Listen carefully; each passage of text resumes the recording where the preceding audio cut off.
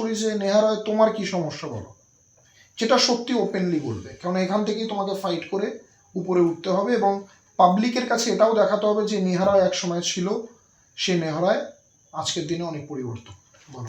যখন মানে আমি ফ্রি থাকি আমি চেষ্টা করি পড়তে বসার, এবার বই নিয়ে বসলেও কিছুক্ষণ পড়ছি আবার একটু ফোন দেখছি, মানে এক জায়গা মন স্থির নেই, আবার একটু বাইরে যাচ্ছি, মানে আমি চাইছি যে আমি বই নিয়ে বসি বাট আমার সেটা হচ্ছে না।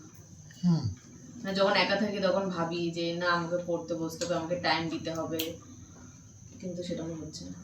চঞ্চল হয়ে যাচ্ছ, কোথাও না কোথাও মন লাগছে না, রাইট? কোথাও না কোথাও মন বলছে যে না পড়তে তো হবে, ভালো চাকরি পেতে হবে, ভালো একটা চাকরি পেলে, ভালো টাকা বেতন পেলে আমার নিজের বা আমার ফ্যামিলির অনেক উপকার হবে, নিজের অনেক উপকার হবে।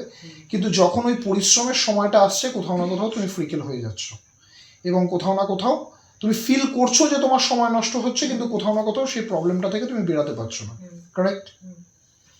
এটা তোমাদের তিনজনের সাথেই কথা বললাম। এবার আমি